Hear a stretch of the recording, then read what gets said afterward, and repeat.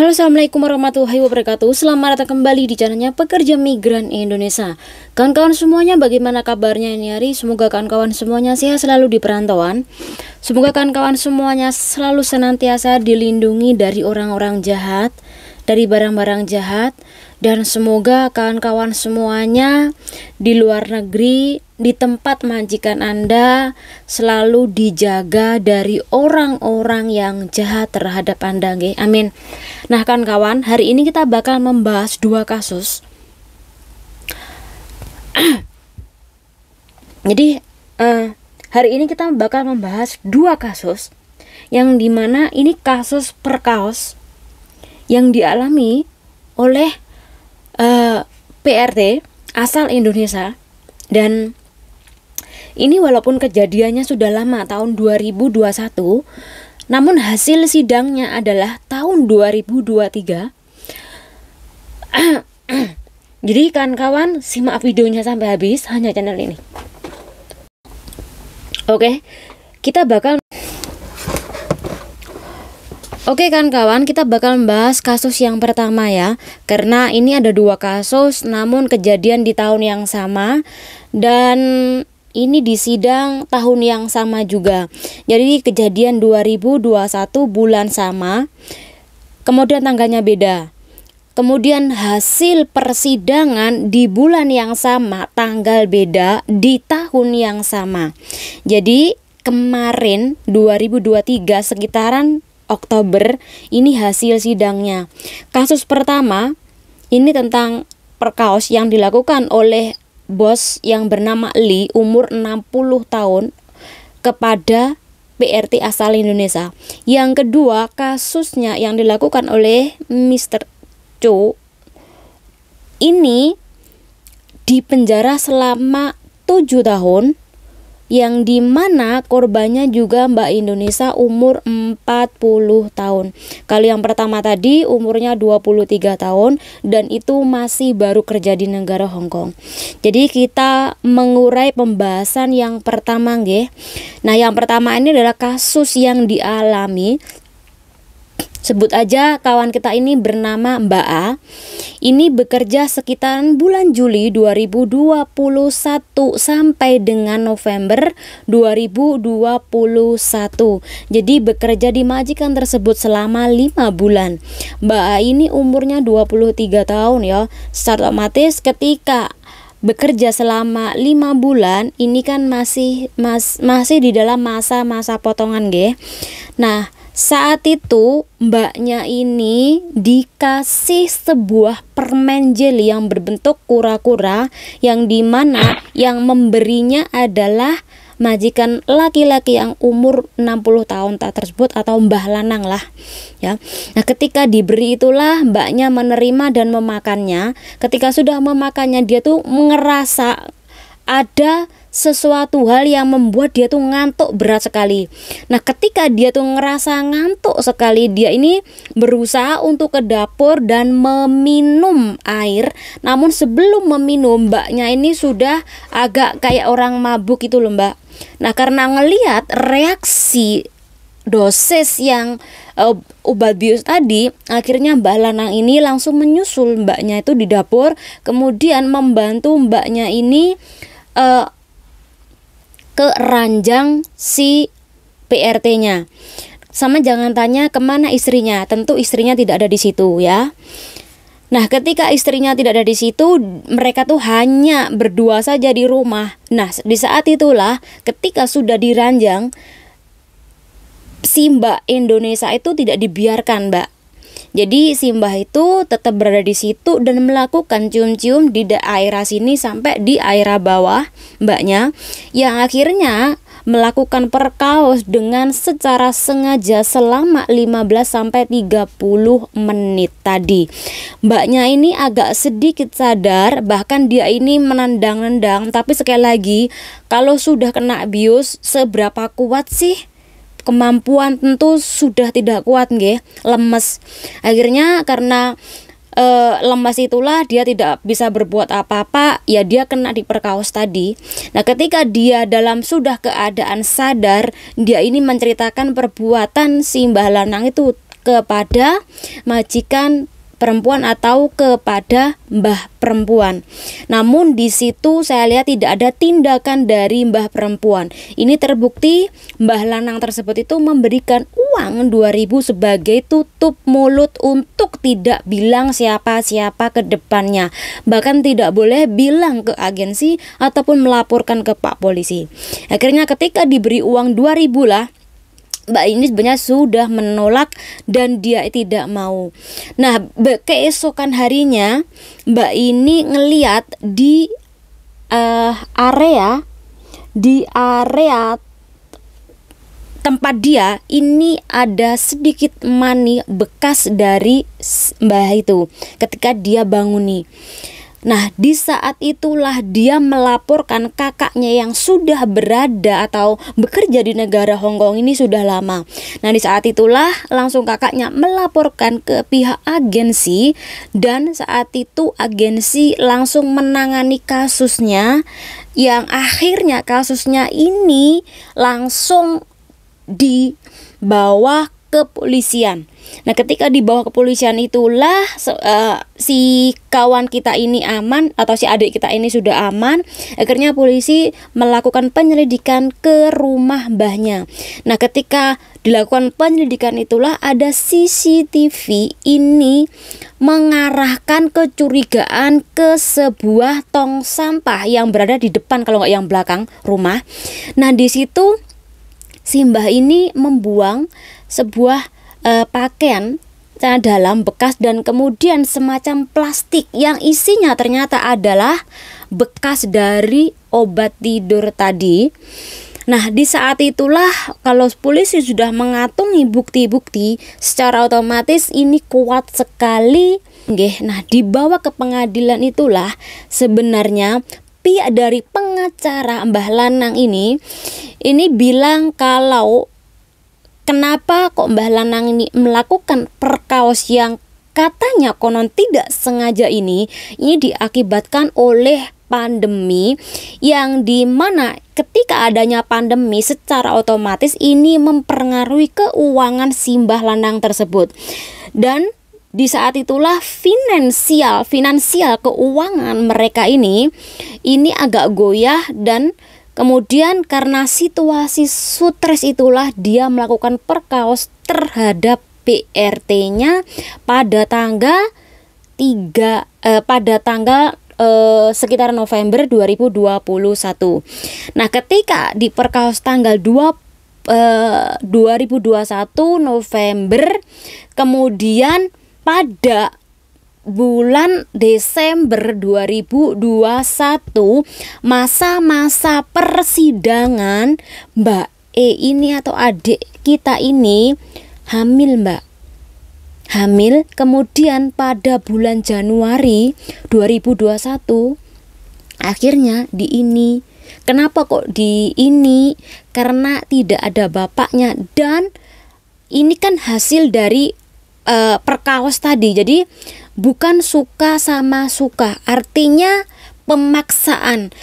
Karena pemaksaan itulah akhirnya diinikan karena membahayakan bagi psikologis korbannya, nggih. Bahkan mbaknya ini juga dalam keadaan menangis ketika menceritakan perkaos yang dilakukan oleh si Mbah Lanang. Awalnya si Mbah iki tidak mengaku kan kawan kalau dia melakukan perkaos tadi. Jadi tetap menyangkal dan ketika sudah ada buktinya CCTV dan bukti bekas dari urin tadi dan juga janin tadi. Nah, di saat itulah mbahnya itu tidak menyangkal dan sekali lagi pengacara ini yaitu membela konon katanya si Mbah ini memiliki masalah serius keuangan di keluarganya. Tetapi hakim tetap tidak menerima. Mosok masalah keuangan kenapa harus melakukan perkaos terhadap PRT-nya? Jadi tidak ada penerimaan alasan apapun sehingga hakim ini menjatuhkan penjara selama 8 tahun kepada Mbah Lanang ini. Nah, Bahli ini juga didakwa 3. Yang pertama adalah melakukan perkaos, kemudian memberikan obat-obatan untuk si Mbak E ini atau adik kita ini agar menuruti apa yang dimau. Kemudian yang ketiga, melanggar hukum, menghalangi jalan persidangan yang jelas-jelas sudah ada bukti tadi, tetapi sekali lagi tidak mengaku, malah berbelit-belit sejak awal. Jadi di dalam kasus ini kawan-kawan harus tahu bahwa berhati-hatilah menerima apapun itu, makanan, permen dari siapa kawan-kawan, orang asing atau bos kita. Jadi berhati-hatilah nggih, betapa pentingnya kehatian kita terhadap laki-laki di luar sana. Karena sekali lagi yang namanya pemaksaan itu tidak enak. Yang namanya pemaksaan itu sangat menyakitkan kan kawan. Oke, ini yang pertama, kita akan beralih. Oke, kasus kedua yang dilakukan oleh bos yang bernama Cho ini melakukan perkaos secara terpaksa terhadap PRT asal Indonesia umur 40 tahun dengan alasan gangguan stres, kemudian trauma, takut setiap hari, dan sulit mengendalikan emosi. Karena hal itulah yang membuat si bos itu melakukan perkaos terhadap Mbak Indonesia tadi. Bos tadi ini umurnya adalah sekitar 42 tahun, memiliki 3 anak, dan ada ibu yang sudah renta sekali, umur 74 tahun, dan juga istrinya. Karena kasus perceraian itulah akhirnya karena kasus perkaos tadi, akhirnya istrinya ini menceraikan si cowok tadi.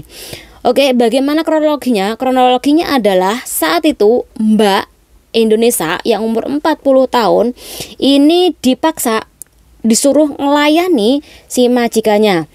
Kemudian saat itu si bosnya ini dalam keadaan mabuk ini melakukan perkaos, dan dia dengan sengaja menyentuh payudara si Mbak E, kemudian melakukan hubungan ini yang akhirnya ini merembet sampai kemana-mana, kemudian melakukan perkaos tadi selama 10-20 detik. Dan di saat itulah mbaknya ini mencoba untuk melawan, namun karena laki-laki atau bosnya itu besar dan kuat, ini tidak bisa mampu melawan bosnya. Saat itulah ketika sudah selesai di perkaos, mbaknya ini juga melaporkan hal ini kepada majikannya dan meminta pergi dari rumah tersebut karena takut, tapi tidak diberi alasan secara detail. Si mbaknya ini cuma bilang, aku mau pergi dari rumah ini karena aku takut. Kemudian setelah dia pergi, akhirnya mbaknya ini mendatangi kantor polisi untuk menyatakan bahwa ia ini setelah diperkaos oleh majikannya. Jadi sudah ada bukti pemaksaan dari beberapa pakaian ataupun celana dalam yang ia pakai. Jadi saat itu polisi juga langsung menangkap si Mr. Chow ini, dan kemudian pertama si Chow ini memberikan alasan bahwa ini mabuk, jadi tidak sengaja. Apalagi ketika mabuk itu dia banyak masalah. Namun sekali lagi hakim tidak menerima dari alasan apapun yang akhirnya menjebloskan si Miss Chow ini selama 7 tahun atas perbuatannya, yang dimana hasil dari persidangan ini sekitaran 11 Oktober 2023. Jadi kemarin, sedangkan yang pertama tadi adalah hasil sidangnya 13 Oktober 2023. Jadi kenapa di dalam kasus kedua ini kok penjaranya lama juga? Ini karena ketika di sidang si cowok ini berbelit-belit, tetap aja ngaku bahwa keduanya suka sama suka. Kemudian tetap saja tidak ngerasa bersalah ketika setelah melakukan perkaos tadi. Jadi karena dua hal itulah hakim akhirnya memberi efek jera dengan penjara selama 7 tahun. Oke kan kawan, di dalam dua kasus ini mungkin masalah ini tidak asing lagi di kalangan kita. Ketika kawan-kawan ini bekerja di dalam rumah bos dan ketika hal itu hanya ada majikan laki-laki saja. Jadi secara otomatis permasalahan perkaos ngeleceh nih terhadap BRT ini rentan banget. Karena apa? Karena mereka tuh stay in tadi. Jadi ketika stay in, apa-apa ya bakal menerima resikonya atau rentan sekali terhadap kekerasan ataupun pelecehan. Mungkin kalau ada kasus seperti ini lagi, usahakan apapun itu jangan sampai dicuci barang Anda ataupun celana dalam Anda, itu jangan sampai dicuci karena itu adalah sebagai bukti sebelum Anda melaporkan diri. Setuju sama dua kawan kita ini, ketika setelah sadar dia diperkaos, dia langsung mendatangi polisi atau melaporkan hal ini kepada agensi. Namun sekali lagi ada juga agensi yang tidak mau membantu, malah membantu majikannya dengan iming-iming uang tadi, atau uang tutup mulut. Ini ada juga.